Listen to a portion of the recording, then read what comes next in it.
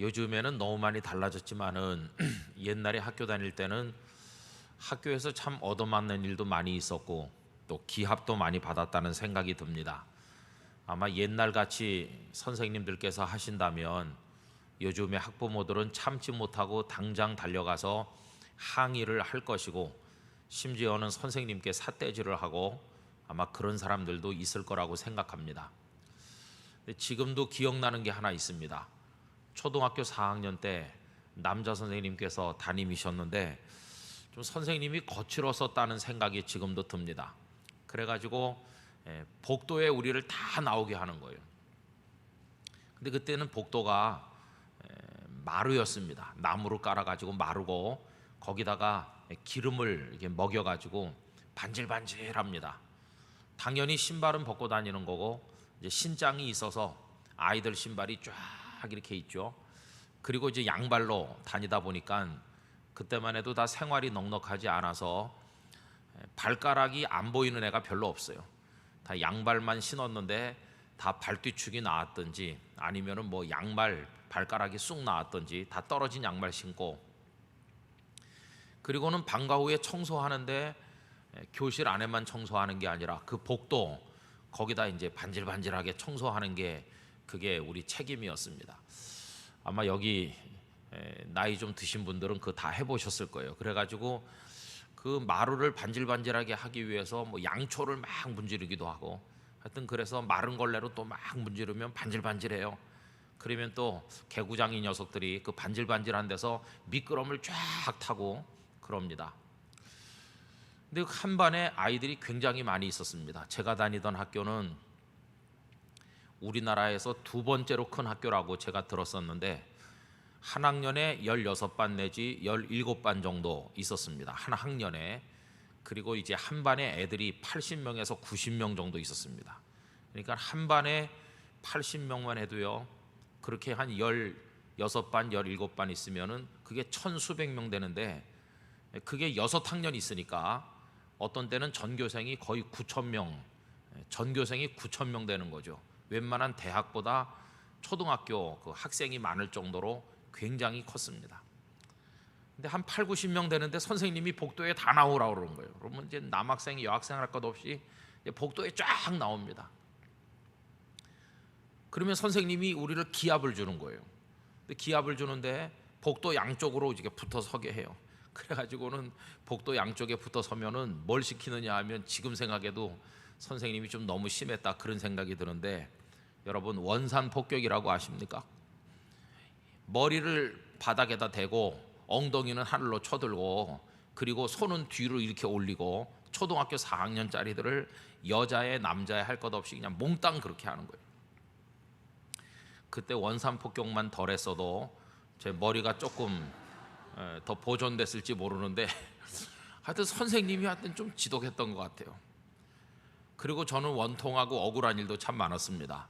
그리고 기합을 왜 그렇게 주냐 하면은요, 이유가 다른 게 아니고 뭐 청소 제대로 못했다든지 아니면은 수업 시간에 떠든다든지 아니면은 요번 달 학급 성적이 옆에 반보다 떨어졌다 이러는 겁니다.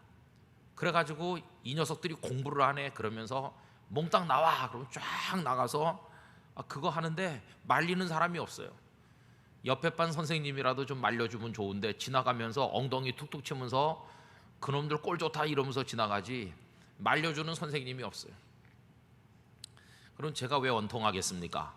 원통한 이유는 간단하죠. 저는요 청소도 잘합니다. 저는 떠들지도 않습니다. 저는 전 과목 100점도 많이 맞거든요. 그러니까 학급 성적 떨어진 데는 제 책임은 하나도 없어요. 아니면 내가 뭐 빵점을 맞은 것도 아니고 내가 5과목 4과목 전부 다 100점 맞는데 이놈들 때문에 성적이 떨어지지 전 책임이 없거든요. 그럼 선생님께서 운성아 너는 우리 반의 은인이야. 그래서 넌 따로 빠져라. 그래도 너 때문에 어느 정도 평균 성적을 유지한다. 이렇게 상을 주셔도 시원찮을 텐데 나까지 나와가지고 없는 머리카락에 원산 폭격을 하니까 얼마나 억울합니까? 떠들지도 않고 같이 얻어맞고. 그래서 참 억울한 일이 원통한 일이 많이 있었어요. 근데 여러분 이런 웃기는 일이 세상에는 참 많습니다. 여러분, 예레미야 선지자를 한번 생각해 보면 지금 나라가 망하는 때 아닙니까? 유다 왕국이 사랑하는 그 조국이 나라가 바벨론에게 막 집어삼키는 거예요. 그럼 유다가 바벨론에게 멸망당하는 이유가 뭡니까? 그 이유는 하나님을 버렸다는 겁니다. 그죠? 그 다음에 우상숭배한다. 그리고 못된 짓 많이 한다는 겁니다. 하나님께서 화가 나셨거든요. 그러면 예레미야는 어떨까요? 예레미야는 하나님을 버린 적도 없고 우상숭배 한 적도 없고 예레미야는 무슨 못된 짓을 한 적도 없거든요. 그럼 예레미야는 고통을 받지 말아야 되는데, 마치 제가 초등학교 때 저는 기합을 받지 않아야 되는 것처럼, 그런데 예레미야도 똑같이 그 나라가 멸망하는 와중에서 고통을 똑같이 받는 거예요. 떠들지도 않아도 같이 기합받고, 청소 잘했어도 같이 기합받고, 전부 100점 맞아도 똑같이 기합받는 것처럼, 그래서 억울한 것처럼 예레미야도 그런 심정인 것이. 만약에 예레미야 개인이 못된 짓을 다 한다면, 그리고 나라가 멸망하는데 책임이 크다면 그 고통받는 게 당연하죠. 그런데 예레미야에게 언제 하나님을 버렸습니까? 예레미야가 언제 바알 신에게 엎드려 절을 했습니까? 예레미야는 아무 잘못이 없어요. 그런데 함께 고통을 받아야 되니까 이게 예레미야의 마음속에 억울함이 된 겁니다. 억울함. 그래서 하나님 앞에 한번 따져보기로 마음먹었어요. 어째서 이런 일이 일어나는 것인지. 그래서 여러분, 오늘 읽은 12장 1절에서 6절까지 말씀은 예레미야가 마음속에 있는 억울한 생각을 하나님 앞에 토로하면서 한번 따져보는 이야기라고 할 수가 있겠습니다. 자, 그런데 우선 그는 뭐라고 전제를 하느냐 하면, 물론 하나님께서는 의로우시지만, 이렇게 앞에 한마디 전제를 깔아놓고 있어요. 여러분 1절 말씀 보시겠습니까? 1절 앞에 보면 여호와여 내가 주와 변론할 때에는, 그 다음에 뭐라고 합니까? 주께서 의로우시니이다. 이걸 전제로 하고 있어요. 물론 하나님이 어련히 의로우신 분이 아니시겠습니까? 하나님이 하시는 일이 뭐 잘못이 있겠습니까? 하나님이야 언제나 의로우시죠. 이걸 미리 전제하고 있어요. 여러분, 하나님께서 하시는 일은 우리가 생각할 때 이해가 안 되는 일은 많이 있어요. 그러나 옳지 않은 일은 없습니다. 우리 성도들은 이걸 늘 생각을 해야 됩니다. 하나님께서 하시는 일이 이해가 안 될 때는 많이 있어요. 도대체 하나님께서 왜 그렇게 하시는지 이해가 안 될 때가 많이 있어요. 그러나 하나님께서 하시는 일이 옳지 않은 적은 없다는 것이, 언제나 하나님 하시는 일은 옳습니다. 그리고 하나님께서는 언제나 의로우신 분이세요. 문제는 왜 그렇게 하시는지를 우리가 다 이해할 수 없을 때가 많다는 게 이제 그게 문제이죠. 그죠? 그러니까 이 예레미야도 지금 하나님 앞에 한번 따져보기로 마음을 먹었기 때문에 마음속에 있는 원통하고 억울한 생각을 하나님께 지금 쏟아놓으려고 작정은 했지만, 그러나 일단 이건 전제하는 거예요. 물론 주님께서 의로우시다는 건 저도 알지만, 이렇게 미리 깔아놨어요. 그래서 여러분, 이런 말이 있습니다. 하나님은 재판석에는 앉으실지언정 결코 피고가 되지는 않으신다. 하나님께서는 잘못이 없으신 분이세요. 그러니까 피고석에 앉아서 비판을 받으시거나 아니면 정죄를 당하시는 분이 결코 아니시라는 것입니다. 하나님은 언제나 의로우신 분이시니까요. 자, 그렇게 이제 전제를 해놓고, 그렇지만 내가 한번 따져보고 싶다는 거예요. 왜냐하면 이해가 안 되니까, 하나님께서 하시는 일이 이해가 안 되니까 따져보겠습니다. 그러면서 그 다음에 뭐라고 얘기하느냐 하면, 여러분 1절을 한번 계속 보세요. 여호와여 내가 주와 변론할 때는 주께서 의로우시니이다. 이렇게 해놓고, 그러나 이렇게 하죠. 그렇지만 내가 한마디 해보고 싶다는 겁니다. 내가 주께 질문하옵나니, 한번 여쭤볼 게 있습니다. 뭐라고 여쭤봅니까? 악한 자의 길이 형통하며 반역한 자가 다 평안함은 무슨 까닭이니까? 우선 첫째로 이걸 물어보는 거예요.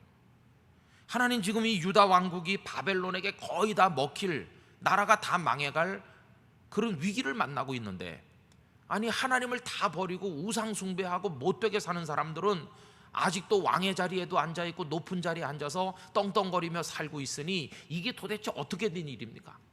하나님께서 그 악한 자들을 빨리 쳐서 없애신다면, 그리고 의로운 자들을 좀 그 자리에 앉히시면 이 백성이 덜 타락할 것이고, 그러면 하나님 앞에 회개도 할 것이고, 그러면 바벨론에 멸망하지 않아도 될 것 같은데 왜 그들을 그렇게 방치해 두시냐?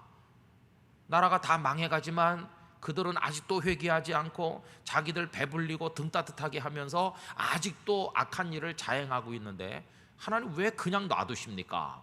왜 그들을 형통한 채로 그냥 두십니까? 이렇게 지금 따지는 겁니다. 악한 자가 악을 행해가지고 그 악한 사람만 망한다면야 따질 필요가 없죠. 유다는 절대로 망하지 않고 그 악한 자들만 곤란해서 그 사람들만 멸망한다면 예레미야가 굳이 하나님 앞에 따질 필요가 없는데, 그 일을 저지른 사람들은 책임도 지지도 않고 나라는 망해가고 고통은 함께 당하는데 그들은 아직도 회개하지 않고 아직도 못된 짓만 하고 있으니까 어떻게 이대로 방치해서 내버려 둘 수 있냐? 진짜 의로운 사람들은 가난하고 고통받고 괴로운데 나라를 망하게 하는 가장 큰 책임이 있는 사람들은 떵떵거리고 살고 있으니 왜 하나님은 이대로 방치하십니까? 이렇게 이제 한번 물어보는 겁니다. 또 그 다음에 보면은요, 한 걸음 더 나가서 하나님께서 그들을 봐주시기 때문이 아닙니까? 라는 식으로 하나님께 따지고 있어요. 2절, 주께서 그들을 심으심으로 그들의 뿌리가 박히고 장성하여 열매를 맺었거늘, 그들이 왕도 되고 높은 자리에 다 앉고 그 나쁜 짓을 하면서도 여전히 잘 지내는 거, 그거 다 하나님께서 그렇게 하신 게 아닙니까? 하나님께서 그들을 심으셨다. 왕도 되게 하시고 제사장도 되게 하시고 그렇게 하시고 뿌리가 박히고 장성하여 열매를 맺게 했다. 그러면 그들이 하나님께 고마워했느냐? 하나님 감사합니다 그러면서 하나님의 말씀대로 살기나 했습니까? 그렇지 않다는 겁니다. 그 다음에 읽어보면 그들의 입은 주께 가까우나 그들의 마음은 머니이다. 맨날 나와서 하나님 하나님 하지만 하나님도 잘 아시다시피 그 사람들이 나쁜 사람들이고 그 사람들 때문에 지금 우리 유다가 이렇게 되는데 왜 하나님은 그냥 내버려 두십니까? 이런 얘기죠. 그래서 여러분 이제 3절로 한번 가보세요. 이렇게 원통함을 호소합니다. 여호와여, 주께서 나를 아시고 나를 보시며 내 마음이 주를 향하여 어떠함을 감찰하시오니. 이게 무슨 뜻이겠습니까? 하나님, 저는 그들과 다릅니다. 그들은 하나님이 심어주신 자리에 살면서도 못된 짓 혼자 다 하고, 그러면서도 회개도 안 하고, 그러면서도 잘 먹고 잘 살고, 그러면서도 나라가 망하는데 억울한 사람들이 고통받아도 미안해할 줄도 모르고, 그들은 그렇게 살지만 나 예레미야는 어떻게 사는지 하나님 아시지 않습니까? 하나님은 나를 아시고 나를 보시며 내 마음이 주를 향하여 어떠함을 감찰하시오니. 제가 얼마나 하나님 의지하고 하나님 사랑하고 바르게 살아보려고 노력하는지 하나님 알고 계시지 않습니까? 하나님은 나만 아시는 게 아니라 그 나쁜 사람들도 다 아시고 하나님 다 아시지 않습니까? 그런데 왜 이 상황이 그대로 가도록 내버려 두십니까? 그런 뜻이죠. 그래서 3절 끄트머리에 가면 어떻게 호소하고 있습니까? 양을 잡으려고 끌어냄과 같이 그들을 끌어내시되 죽일 날을 위하여 그들을 구별하소서. 하나님이 나라가 도탄에 빠지고 이 민족이 이렇게 망하도록 만든 그 가장 큰 책임이 있는 사람들을 방치해 두지 마시고 다 도살할 양처럼 끌어내서 그들을 그대로 내버려 두지 마시고 죽게 해달라는 겁니다. 그들 때문에 선량한 백성까지도 다 같이 고통받으니까 제발 좀 그들을 어떻게 좀 치워달라, 이렇게 하나님 앞에 호소하는 걸 볼 수 있습니다. 그래서 4절에 가보면요, 도대체 언제까지 이 땅이 그들로 인해서 슬퍼하며 온 지방에 채소가 마르리이까? 이 채소가 마른다는 것은 하나님의 진노가 임해서 농사도 제대로 안 되고, 그래서 곡식이 제대로 안 되고 채소도 다 말라 죽는 거죠. 짐승과 새들도 멸절하게 되었사오니 이는 이 땅 주민이 악하여 스스로 말하기를 그가 우리의 나중일을 보지 못하리라 함이니이다. 여러분, 이게 예레미야가 하나님 앞에 따지는 내용이라는 것을 볼 수 있어요. 이 말씀을 읽어보면 예레미야의 심정이 충분히 이해가 됩니다.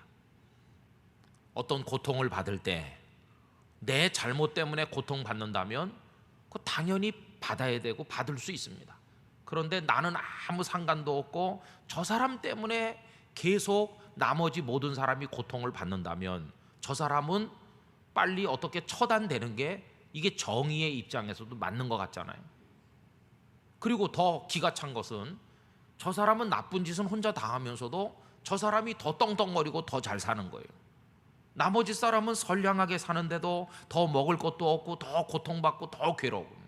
저 사람은 더 의시되고 돈도 더 잘 벌고 저 사람은 혼자 세상을 손에 쥔 것처럼 살고, 그리고 망하긴 다 같이 망해가는데 저 사람 아직도 정신도 못 차리고 있고, 우리가 왜 같이 고통받아야 되는지, 이게 이제 예레미야가 하나님 앞에 따지고 있는 내용인 것이죠. 여러분, 이런 문제는요 가정 안에서도 있을 수 있다고 생각됩니다. 예를 들면 할아버지 할머니가 계시고 그 다음에 그 아들과 며느리가 있고 거기 애들이 한 3명 있다고 해봅시다. 그럼 할아버지 할머니 그 부부 그 다음에 아이들 셋 하면 7명의 공동체가 있는 거잖아요. 그런데 이 아버지라는 사람이 완전히 술 고주망태에다가 직장 생활도 제대로 하지도 않아요. 며칠 다니다 때려치우고 며칠 다니다 때려치우면서 술이나 퍼먹고 집에 들어와서 고래고래 소리나 지르고 가장짓물이나 깨뜨리고 아내나 때리고 자식들 구타하고 부모에게 폭언을 일삼고 그리고 집에 있는 거 들고 나가 다 날려버리는 그런 아버지가 그 집에 있다고 한다면 나머지 식구 6명이 얼마나 고통받겠어요. 아마 시간이 지나면 애들도 아내도 다 머리를 흔들 겁니다. 저런 남편 없었으면 좋겠다 이렇게 생각하던가, 애들도 저런 아버지는 차라리 없었으면 좋겠어 아마 그렇게 생각하지 않겠어요? 그리고 그 집에서 한 달에 버는 돈이 100만 원이라고 가정하면 이 아버지라는 사람이 그 중에 70만 원은 먹어치운다. 술 먹고 도박하고 나머지 사람은 30만 원 가지고 목구멍에 풀칠하기도 어렵다. 그럼 여러분 이게 얼마나 한심한 상황이겠어요? 그러면 나머지 가족들이 하나님 앞에 하소연하는 거 아닙니까? 차라리 좀 없애주세요 하나님, 저런 아버지는 없는 게 낫겠어요, 이렇게 말하고 싶은 심정이 되지 않겠어요?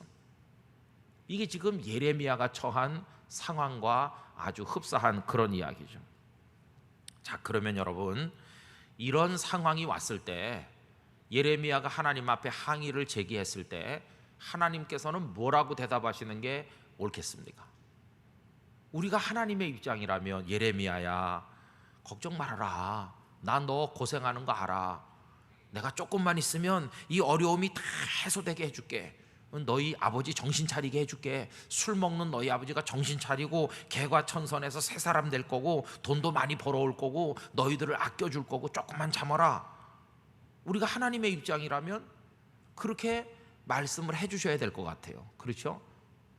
또 항의를 제기하는 사람이 기대하는 그 대답도 그런 겁니다. 내가 이렇게 원통하고 억울해서 하나님 앞에 따지면 하나님께서 내가 그것까지 미처 몰랐다, 미안하다, 이제는 잘해줄게, 걱정하지 말아라, 고생은 끝났어, 뭐 그렇게 말씀해 주시기를 기다리는 거 아니겠어요? 근데 오늘 여기 본문에서 하나님께서 예레미야에게 하시는 대답은 예레미야가 기대하거나 우리가 기다리는 그런 대답이 아니라는 것입니다. 하나님의 대답은 뭐냐 하면은 예레미야에게 정신 똑바로 차려라, 그게 하나님의 대답인 거예요. 지금 네가 당하는 게 그게 어렵다고, 못 살겠다고, 못 견디겠다고, 정신 차려.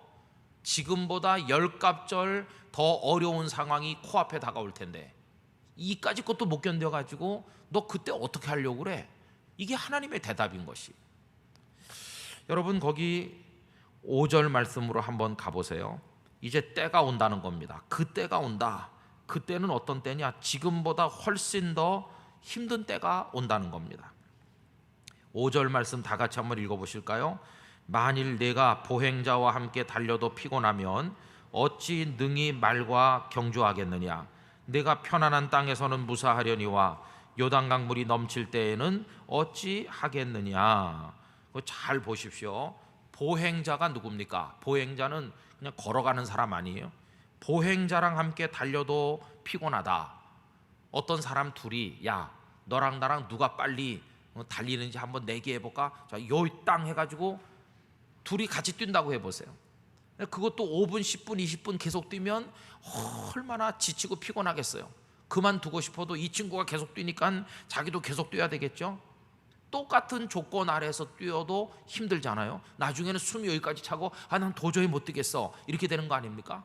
그런데 그것도 힘든데 하물며 말과 경주하면 그걸 어떻게 감당하겠느냐는 거예요. 나랑 똑같은 사람이랑 경쟁을 해도 어려운데 한쪽은 말이고, 그럼 말이 빨리 달리느냐 내가 빨리 달리느냐 한다면 그때는 어떻게 하려고? 이게 무슨 비유겠습니까? 지금도 어려워서 못 견딘다고 한다면 이제 시간이 지나면 더 어려운 상황이 올 텐데 그때는 어떻게 하려고 그러느냐, 그런 얘기거든요. 여러분 그 다음 구절도 똑같아요. 내가 평안한 땅에서는 무사하려니와, 지금 별일 없는 땅에서 별 걱정 없이 살고 있는 거 아닙니까? 그러나 조금 있으면 어떤 상황이 옵니까? 물이 넘친다는 거예요. 뚝이 무너져서 강물이, 요단 강물이 확 들어오듯이 그런 때가 오면 어떡하려고 그래.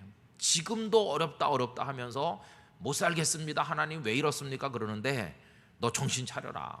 엄살 떨지 마. 조금 있으면 너 더 어려운 일을 당해. 우리 아이들을 키워보면 그런 것 같아요. 엄마, 학교 시험 공부가 너무 힘들어. 시험 공부하기가 너무 힘들어. 과목도 많고 뭐 밤을 새워도 공부한다고 또 다 아는 것도 아니고 100점을 맞는 것도 아니고 공부가 너무 힘들어. 애들이 그렇잖아요. 그러면 어른들이 혀를 끌끌 차요.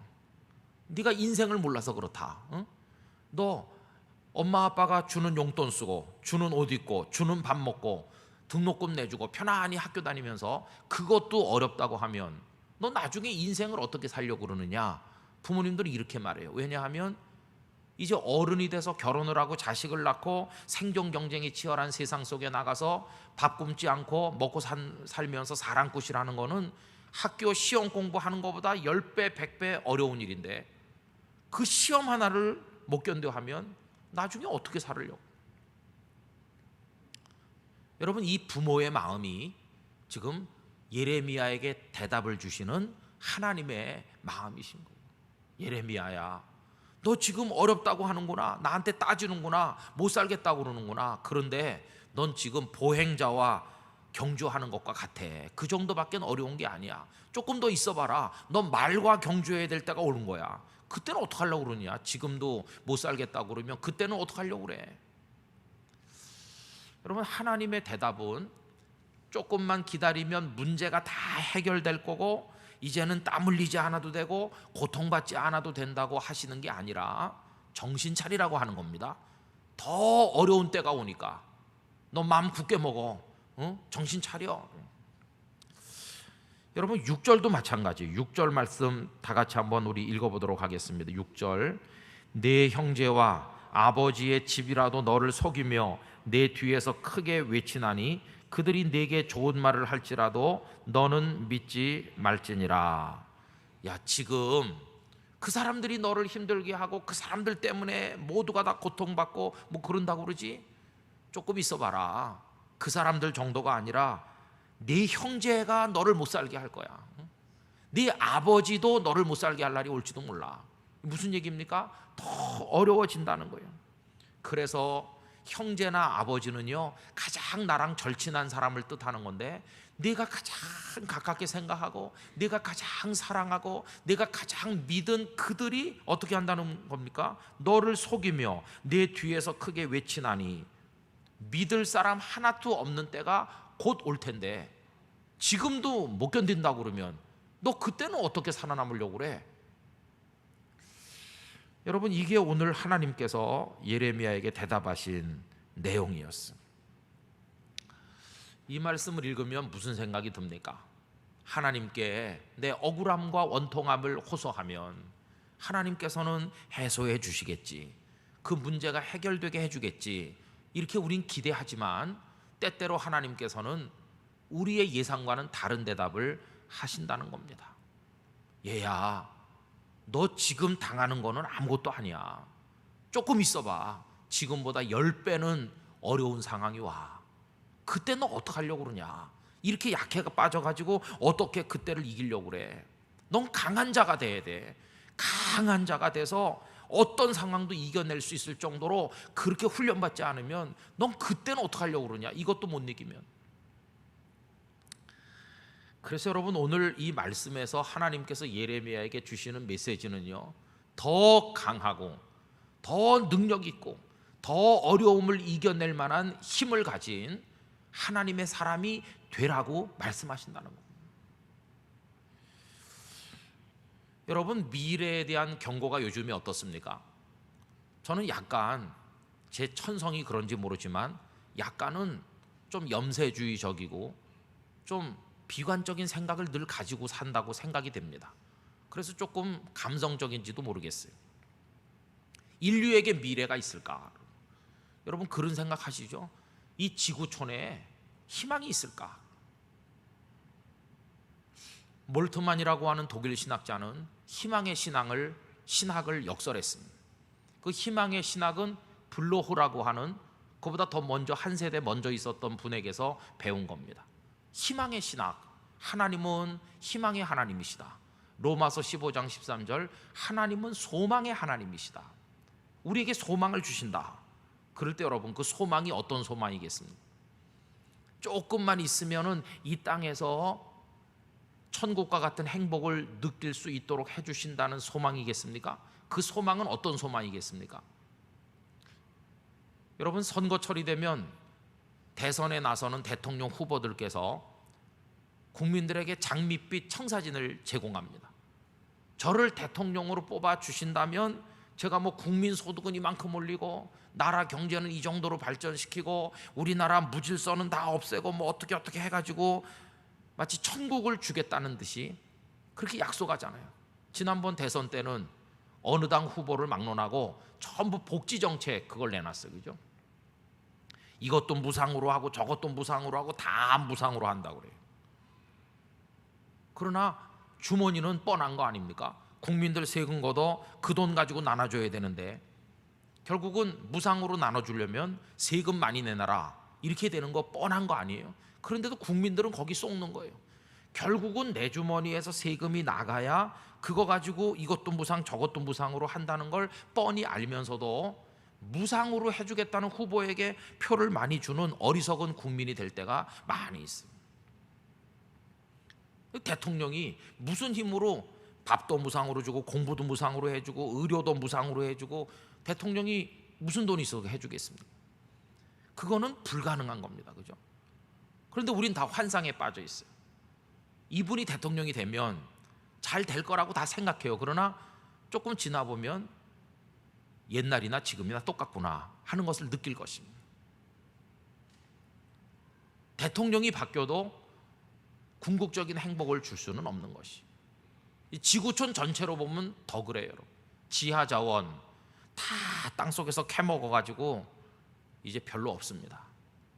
금만 그래도 그래요. 금만 해도 전에는 땅속에 금강에 들어가서 금을 캐가지고 나온다고 그랬죠.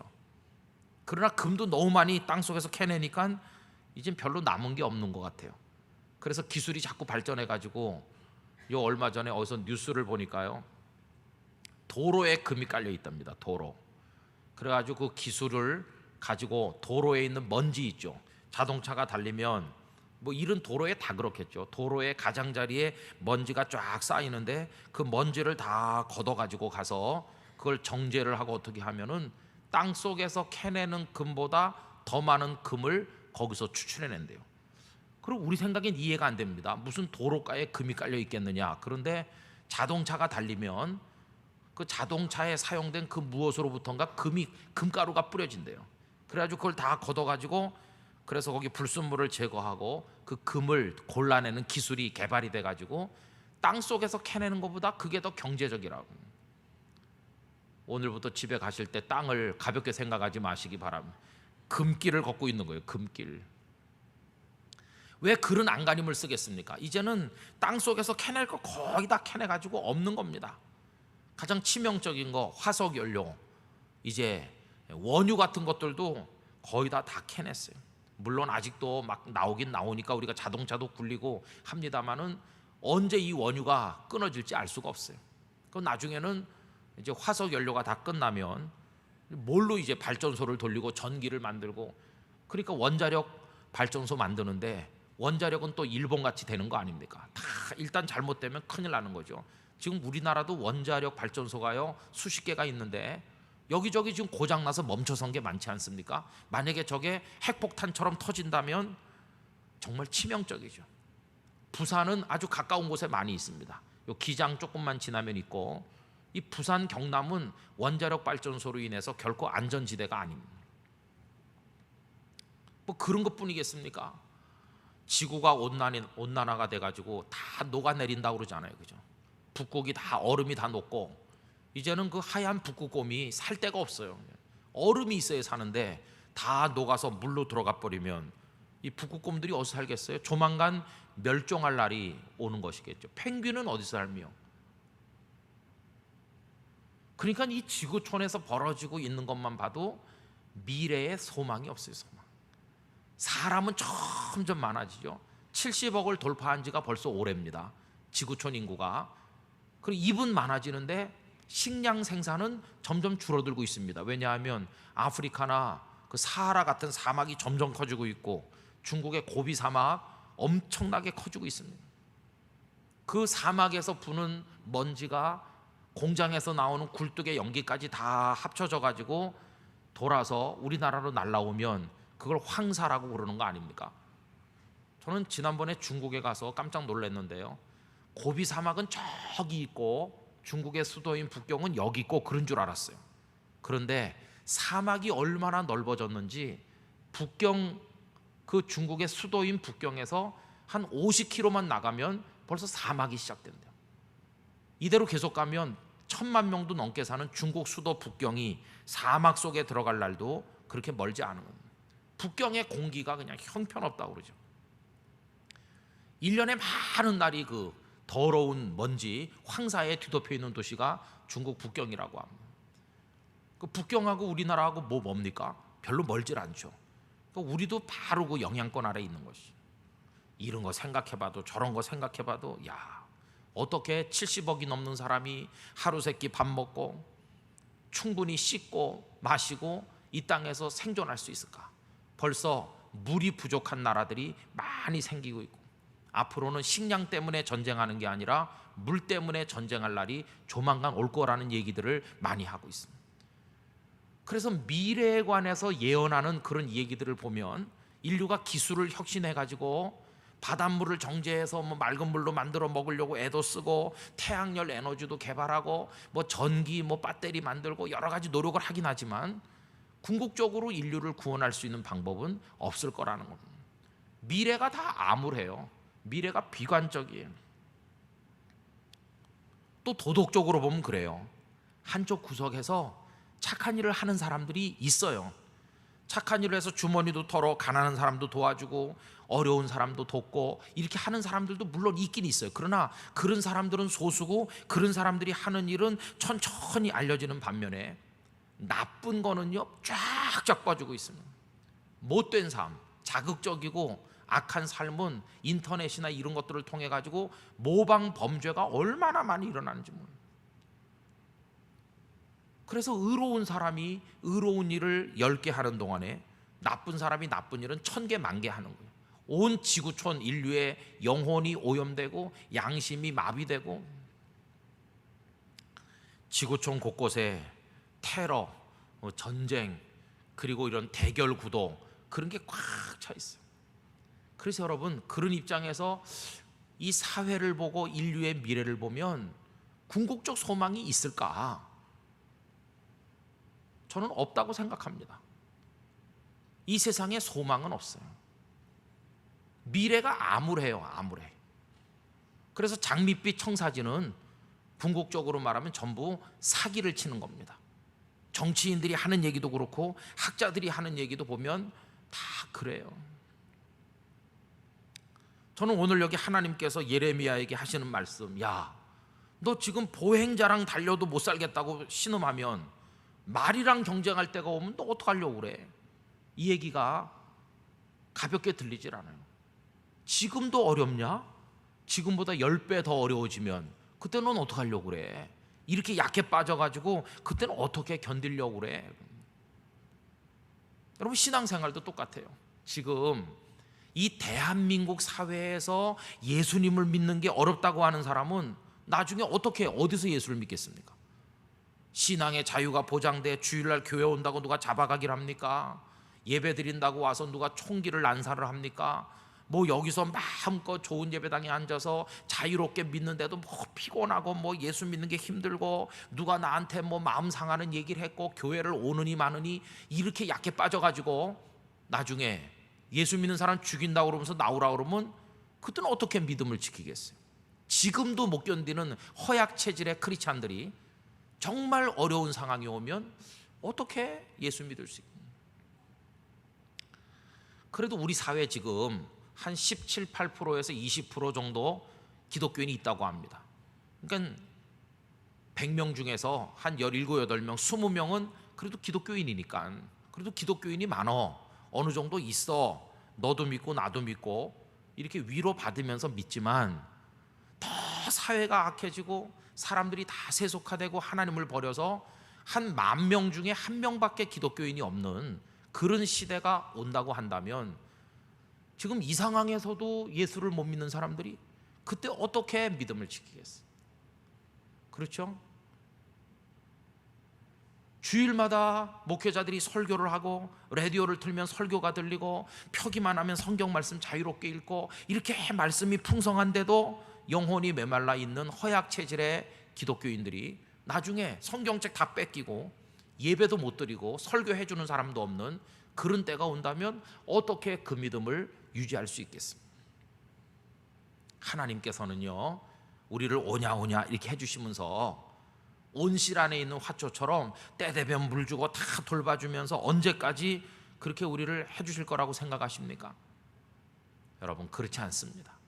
하나님께서는 우리가 언제까지나 때되면 젖 먹이고 엄마 품에 재워주는 그런 어린 아기로 존재하는 걸 원하지 않으십니다. 하나님이 원하시는 거, 우리가 강해지기를 원하십니다. 더 이상 엄마가 젖 먹여주지 않아도 자기가 밥 찾아 먹을 수 있고, 밥 해주지 않아도 자기가 밥 해 먹을 수 있고, 옷 입혀주지 않아도 자기가 다 입을 수 있고, 빨아서 입어서 다 할 수 있고, 자기가 알아서 할 수 있을 만큼 성장하고 강해지기를 원하시는 것이지, 아무리 사랑하지만 사랑한다고 해서 갓난아기 때나 20살 나도 또 갓난아기 때나 똑같이 이렇게 있으면 그거는 부모의 큰 고통이죠. 20살인데도 젖 먹여줘야 되고 30살 돼도 기저귀 갈아줘야 되고, 여러분, 이게 축복입니까? 그거는 저주입니다. 저주. 벌써 몇 살 되면 엄마 밥은 내가 혼자 먹어요 이렇게 돼야 되는 거. 어느 정도 되면 엄마 내가 돈을 벌어왔어요 이렇게 해야 이게 정상이지, 그죠? 그래서 하나님께서는 우리를 그냥 오냐 하면서 내가 언제나 돌봐줄 테니 너는 걱정 마라, 이런 하나님이 아니시라는 것이.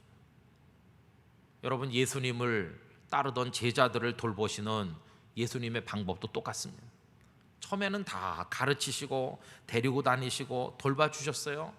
그러다 나중에는 그들만 남겨두시고 하늘로 승천해 가셨어요. 그때 제자들의 심정은 우리만 놔두고 가시면 어떻게 하란 말입니까? 이게 제자들의 심정이겠지만 주님의 말씀은 뭘까요? 내가 언제까지 너희들을 참아주겠느냐? 언제까지 너희들을 그렇게 돌봐줘야 되겠느냐?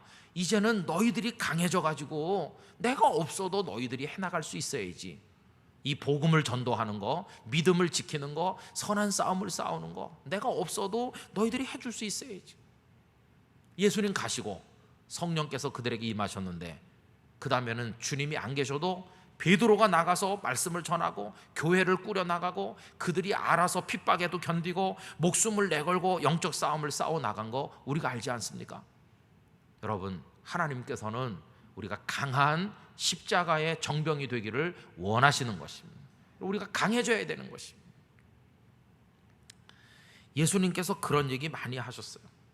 조금만 지나면 지상 낙원이 오니까 걱정하지 말아라, 아무것도 할 필요 없다, 가만히 있으면 내가 다 해준다. 절대로 그런 얘기 하지 않으셨어요. 여러분 성경 한번 펴보실까요? 마태복음 24장 5절 한번 펴보시기 바랍니다. 마태복음 24장 5절. 주님은 우리의 미래에 대해서 뭐라고 말씀하셨을까 하는 겁니다. 5절 펴셨나요? 제가 한번 읽어보겠습니다. 4절부터 보실까요? 예수께서 대답하여 이르시되 너희가 사람의 미혹을 받지 않도록 주의하라. 많은 사람이 내 이름으로 와서 이르되 나는 그리스도라 하여 많은 사람을 미혹하리라. 조금 있어봐라. 조금 있으면 수많은 사람들이 와서 내가 그리스도라고 하면서 너희들을 속일 거라는 거예요. 이런 엉터리 가짜 그리스도가 앞으로 더 많이 나타난다. 여러분 지금 뭐 신천지니 뭐니 해가지고 이단들이 많은데 이게 전부 다일까요? 여러분 조금 더 계셔보시면 더 황당무계한 이단들은 더 많이 나타날 겁니다. 6절. 난리와 난리 소문을 듣겠으나 너희는 삼가 두려워하지 말라. 이런 일이 있어야 하되 아직 끝은 아니니라. 난리가 사방에 나가지고 소문이 사방으로 퍼지는 거예요. 그런데 그게 끝이 아니래요. 더 심각한 일이 일어나는데 7절에 보면 민족이 민족을, 나라가 나라를 대적하여 일어나겠고 전쟁과 대결이 심해지고 또 곳곳에 기근과 지진이 있을 거다. 또 8절. 그런데 이 모든 것은 끝이 아니고 재난에 이제 시작하는 거라는 거예요. 더 있으면 더 어려운 일이 와요. 어떤 일이 있습니까? 9절. 그때 사람들이 너희를 환난에 넘겨주겠으며 너희를 죽이리니, 그런 일도 온다는 겁니다. 너희가 내 이름 때문에 모든 민족에게 미움을 받게 된다. 또 10절. 그때 많은 사람이 실족하게 되어 서로 잡아주고 서로 미워하겠으며, 아까 그 6절에 보면 형제들과 아버지의 집사람들이 너를 속인다 그렇게 말하지 않았습니까? 여기도 지금 그런 겁니다. 또 11절. 거짓 선지자가 많이 일어나 많은 사람을 미혹하겠으며 불법이 성함으로 많은 사람의 사랑이 식어질 거다. 여러분 예수님께서요 제자들을 모아놓고 걱정 마라, 조금 있으면 모든 문제는 다 해결되고 다 알아서 다 해줄 테니까 걱정 마, 그냥 가만히 있어, 이렇게 하셨습니까? 아닙니다. 주님은 결코 그런 싸구려 엉터리 약속 같은 거 하지 않으셨어요. 주님은 더 적나라하게 말씀했어요. 정신 차려야 된다. 너 조금 있으면 이런 일이 일어날 거고 그게 끝이 아니야. 그게 시작이야. 나중에는 너희들에게 이런 문제가 오고 이런 고통이 올 거야. 그러니 너희들 정신 똑바로 차려. 지금 이렇게 시시하게 해갖고는 안 돼. 그런 얘기를 하시는 겁니다. 그러면서 여러분 중요한 말씀 13절 나오죠. 13절 다 같이 읽어보실까요? 그러나 끝까지 견디는 자는 구원을 얻으리라. 할렐루야. 이 말씀을 뒤에 덧붙이시는 이유는 뭡니까? 이런 문제들이 계속해서 오겠지만 이제 너희들은 강해져서 그 모든 걸 다 견뎌낼 수 있어야 된다는 거예요. 나가 떨어지면 안 된다는 거예요. 비명을 지르면서 하나님 이게 왜 이래요? 그러면서 주저앉으면 안 되고, 이를 꽉 깨물고 이런 일이 있을 줄 내가 미리 짐작하고 있었습니다. 각오하고 있었습니다. 하나님 저는 이겨낼 수 있어요. 걱정 마세요. 이렇게 강한 그리스도인이 돼가지고 그 다 통과를 해야 구원을 얻는다고 말씀하는. 결국 여러분 하나님께서 우리들에게 요구하시는 게 뭡니까? 강한 하나님의 백성이 돼야 될 것을 가르쳐주고 있는 것이. 그래서 여러분 저는 목사로서 여러분들에게 설교를 하고 그럴 때 좋은 얘기 많이 하고 싶죠. 걱정하지 마세요. 하나님이 다 책임져 줍니다. 염려 마세요. 뭐 피곤하게 기도 같은 걸 합니까? 하나님 기도하지 않아도 다 아시는데, 이렇게 말하고 싶어요. 그러나 하나님께서는 성경 속에서 그렇게 말씀하시고 계시지 않다는 겁니다. 훈련을 받아야 된다고 그래요. 강해져야 된다고 그래요. 성령으로 무장해야 된다고 그러고 하나님의 전신갑주를 입어야 된다고 말씀하지, 그냥 어린애기처럼 가만히 있어라, 절대 이렇게 말씀하지 않으셨다는 것입니다. 마음 단단히 먹어라, 각오를 하고 있어야 돼, 미리 대비해야 돼, 이게 하나님의 말씀인 것입니다. 저는 우리 땅끝교회 성도들의 영적 체질이 강해지기를 바랍니다. 강해져야 됩니다. 살다 보면 여러분 병에도 걸리고 돈도 잃어버리기도 하고 슬픈 일도 만나죠. 정말 감당하기 힘든 난국을 만날 때가 많이 있어. 그러나 믿음의 사람은 그걸 하나하나 이겨나갈 수 있는 강인함이 필요해요. 그 모든 과정들을 한 곱이 한 곱이 넘어가면서 체질이 더 강해지고 어떤 어려움도 견뎌낼 수 있는 십자가의 사람이 되는 것이. 초등학교 꼬마들이 처음에 가서 시험 치면 대단히 어려워합니다. 그러나 시험을 숱하게 많이 치고 대학 입학 시험을 치고 또 대학에서 어려운 시험도 치고 자격고시도 치고 나중엔 국가고시도 치고 뭐 어려운 시험을 평생 치다 보면 나중에는 시험 치는 게 체질에 배요. 뭐 그까지 시험 얼마든지 준비할 수 있지. 이래갖고 시험을 통과할 수 있게 돼요. 그래서 성숙한 사람이 되는 겁니다. 어디 가서 내가 생각한 걸 발표할 때 그것도 처음에는 벌벌 떨면서 말이 잘 안 나와서 더듬거리다가 죽을 쓰겠지만 그걸 자꾸 또 하다 보면 수많은 사람들 앞에서도 얼마든지 잘할 수 있습니다. 이번에 총회 우리 교단에 이제 부총회장을 뽑는 선거가 있었어요. 목사님 1,500명, 장로님, 목사님 1,500명이 앉은 자리에서 이제 후보가 되신 두 분이 5분씩 나와서 얘기를 했는데 많은 사람들이 저분은 뭐라고 말할까 이렇게 이제 바라보는 거잖아요. 근데 거기 관록이 차이가 나는 거예요. 어떤 한 분은 너무 긴장하신 것 같아요. 그래가지고 5분 동안에 하실 얘기를 다 못해가지고 5분 지나면은 마이크가 꺼지거든요. 근데 그분은 시간 컨트롤을 못해가지고 마이크 꺼진 다음에도 한 1분은 더 하신 것 같아요. 안 들리죠. 뭐 해도 안 들리는데 얼마나 당황했겠습니까? 그런데 그분보다 연세가 좀 높으신 다른 목사님 나오니까 그분은 그냥 그 모든 게 몸에 밴 것 같아요. 긴장도 안 하고 쭉 이렇게 목사님 장로님들을 쳐다보더니 이렇게 말했습니다. 제가 초등학교 5학년 때 처음으로 웅변대에 나갔는데 너무 떨려가지고 만장하신 여러분 이렇게 해야 될 걸 환장하신 여러분 이렇게 했다고. 그러니까 우리가 모두가 너무 웃겨서 환장했습니다. 거기 1,500명 앉은 사람들이 깔깔깔깔 대면서 웃었습니다. 벌써 긴장이 다 풀어졌잖아요. 긴장이 다 풀리고 난 다음에 이분이 당신 하고 싶은 얘기를 하는 거예요. 그래갖고 투표를 했더니 그 나중에 환장 얘기하신 그 목사님이 정말 표를 많이 얻었더라고요. 사람들이 다 이구동성으로 말해요. 어떻게 이렇게 비슷하게 팽팽했었는데 그냥 원사이드 게임으로 끝났을까 하니까 다 이구동성으로. 그 나중에 나오신 목사님이 그 1,500명 앞에서 하나도 긴장을 안 하고 긴장을 풀어주는 얘기를 하잖아요. 그런 걸 뭐라고 합니까? 세상에선 관록이 있다고 말해요. 관록. 저도 맨 처음에 설교할 때는요, 교인들이 눈에 보이질 않아요. 교인들 볼 틈이 어디 있습니까? 글자 쳐다보기도 어려운데 무슨 소리를 했는지도 저도 잘 모를 정도예요. 그렇게 다 시작했어요. 그렇지만 자꾸 하면 그러면 나중에는 조금씩 체질이 강화되죠. 그죠? 그래서 김화식 목사님이라는 평양에 계셨던 우리나라의 유명한 설교자 중에 한 분인 목사님이 계십니다. 그분은 6.25 때 인민군에게 순교당하신 아까운 목사님이시고 평양신학교 총장도 지내신 훌륭한 목사님이세요. 그분이 설교의 대가인데 제자들이 와서 목사님 어떻게 하면 설교를 잘할 수 있습니까? 이렇게 물어보면 늘 하는 말씀이 있었대요. 설교 원고가 지게로 서너 짐 정도 될 때까지 하면 조금 하지, 그렇게 말했다고 그래요. 그러니까 초년병은 죽을 쓰는 게 당연한 것이고 떨리는 게 당연한데 설교 원고가 지게로 서너 짐, 이렇게 이런 게 서너 짐 될 때까지 몇십 년 하면 그때는 조금 할 수 있다는 거예요.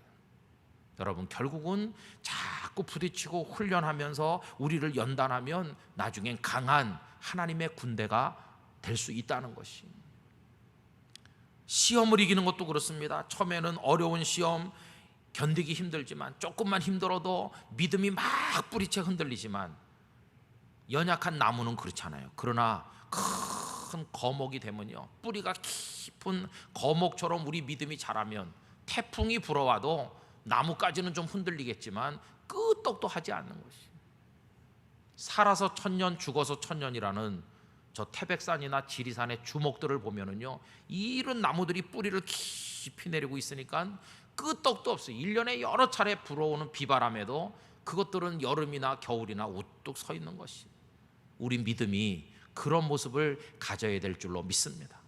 여러분, 조금 어렵다고 뭐 교회를 가느니 마느니 이렇게 믿어가지고는 진짜 어려운 환난의 때가 오면 예배당 안에 남을 사람이 누가 있겠어요? 다 나가 떨어지고 신앙 다 팔아먹고, 그래가지고 어떻게 우리가 영적 싸움의 승리자가 될 수가 있겠습니까? 예레미야야, 너 지금 못 살겠다고 그러는데 정신 차려라. 이거보다 더 힘든 때가 온다니까. 그때 너는 어떻게 하려고 그러느냐. 이렇게 하나님께서 그에게 사랑으로 충고하신 말씀을 우리가 받아야 되는 것이죠. 그럼 마지막으로 아까 제가 소망 얘기하지 않았습니까? 소망. 이 땅에는 소망이 없는 것 같아요. 이 땅에, 그죠? 지구촌에도 소망이 없고 정치인들에게도 소망이 없는 것 같은데, 그러면 그 소망의 신학, 희망의 신학을 이야기하는 분들의 그 희망은 도대체 뭐냐? 그거는 궁극적 희망을 얘기하는 것이에요. 궁극적 희망. 그 궁극적 희망을 우리에게 가져오시는 분은 누구실까요? 그분은 바로 하나님 아버지이신 것이. 그래서 하나님을 믿는 믿음이야말로 우리를 어떤 시련에서도 이겨나가도록 만들어주는 원동력이 되는 줄로 믿습니다. 스펄전 목사님이 어느 시골 마을을 지나가는데 바람개비 같은 게 달려있더라고 그래요. 그런데 그 꼬리에다가 하나님은 사랑이시다 이렇게 그 농부가 써붙여 놨더래요. 근데 바람이 부니까 이게 매게 도는 거예요. 그래서 스펄전 목사님이 그 사람에게 물어봤대. 여보시오, 하나님은 사랑이시다를 써붙이려면 그 밑에 기둥에다 써붙여야지. 기둥은 그대로 서 있는 거니까 하나님의 사랑은 언제나 일정한 건데 그 위에 뱅뱅 도는 데다 써붙이니까 하나님의 사랑이 저렇게 뱅뱅 돌고 변덕이 심하고 그렇단 말이요? 이렇게 그 농부에게 따졌더니 이 농부가 목사님께 하는 얘기가 아닙니다. 세상은 변덕스럽게 바람도 불고 시련의 바람도 불고 역경의 바람도 불지만 그 바람 속에 하나님의 사랑은 변함이 없으신 걸 제가 저렇게 한 겁니다. 그렇게 얘기하더라는 것입니다. 환난도 오고 역경도 오고 어려움도 많겠지만 그 환난과 더불어 우리를 돌아보시는 하나님의 사랑이 있음을 우리가 믿어야만 할 것입니다. 그래서 하나님이 나를 붙들어 주실 줄 믿고 이 꽉 다물고 어려운 일이 있어도 어떤 일이 있어도 흔들림이 없이 하나하나 이겨나가는, 그래서 모두가 다 하나님을 버리고 도망가는 상황이 와도 나는 최후의 일인이 되어 믿음을 지키리라, 그런 각오를 가진 아주 강한 하나님의 사람 되시기를 원하는 것입니다. 끊임없이 기도 훈련을 받으시고요, 하나님의 말씀의 훈련을 받으시고, 그리고 여러분들을 영적으로 연단하시기 바랍니다. 새벽 기도는 일종의 연단인 것입니다. 새벽 잠 하나를 못 이겨가지고 나중에 목숨을 걸어야 될 일이 오면 어떻게 그걸 이겨나갈 수가 있겠습니까? 너무 나약해 갖고는 안 됩니다.